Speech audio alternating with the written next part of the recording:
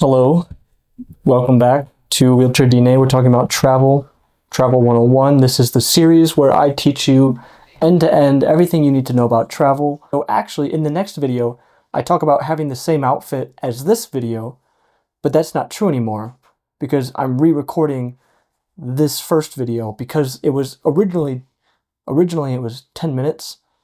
It could be probably 5 or less if I didn't have this long intro. Arrival. Once you arrive in the airport, you get off the airplane, you put your wheelchair together.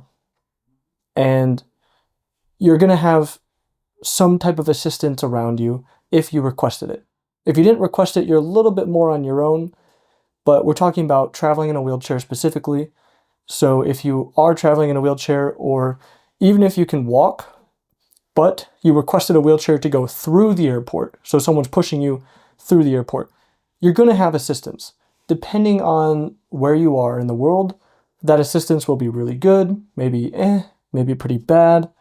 Most of the time it's good. These people are nice, they're very helpful. It's their job to be helpful, so be nice to them and they'll be nice to you. When I'm with the people who are assisting me, they know where to take me. So they can automatically take me all the way down here and then all the way over here to this special place to go through customs that doesn't have a long line. In fact, it has no line at all. Perfect. That's great. And then if I want to go to the bus, if I want to go to the train, they will help bring me there. Or they'll help me get to the exit where there's that point where you leave the airport or you're going through the airport and it says if you go beyond this door, you can't come back in. You have to go through security to get back in. That general type of message. Usually they'll bring you just about to there and then you're a little bit on your own, but you can ask them, how do I get to the bus? How do I get to the train? Where is that? Or which floor do I go to for the taxis? Because sometimes the floor that you exit on might be the area where you get your checked luggage, but then you have to go up or down the floors to get to the part where there's all the taxis, or to get to the other part where some of the airports have a dedicated area for ride-share apps, such as Uber, or I think Grab is another one in Asia, or is it Go? I think it's Grab. But yeah, so there's dedicated areas in some cases.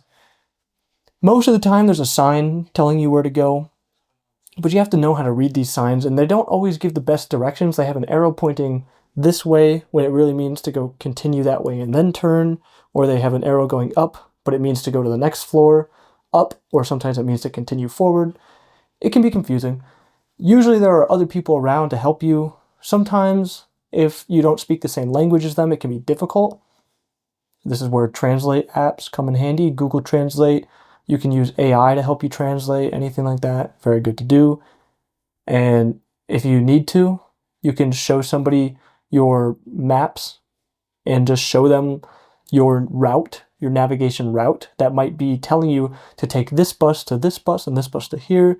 If you show somebody that, maybe they work for the public transit. So if you have found the public transit area, this has happened to me before, I get to the public transit area, this was in London specifically, and there's a worker there who works for the transit system. I tell them where I'm going, and so they tell me, okay, you're going to get on this train, let me radio ahead to make sure that it's going to be accessible for you, or if not, that we will have someone with a ramp to help you get on and off. So that's the really nice thing, is that when there's workers there, they're on your side. And it's really nice, especially in London.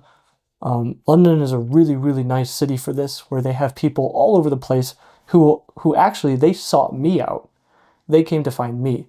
So if you find the right area in the airport, you can find these workers who work for the transit, not for the airport, and then they can definitely help you find the bus, find the train, or whatever.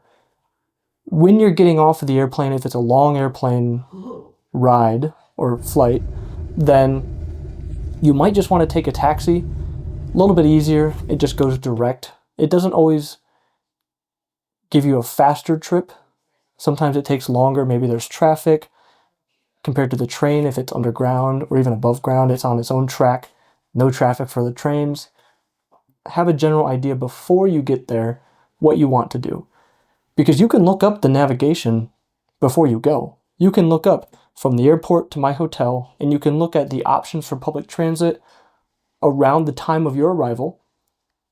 And then you can just look at the cost of an Uber ride or some equivalent rideshare app. You can look at the cost of that. You can look at the time of that, weigh out your options. And then when you get there, it's only a matter of navigating the airport, but you know how you want to do it, how you want to get to the hotel. That's what I recommend doing, is prepare. Prepare yourself, do the proper amount of research, and then most of the time you'll be fine. So it's up to you, however you want to do it. But there it is. There's the arrival.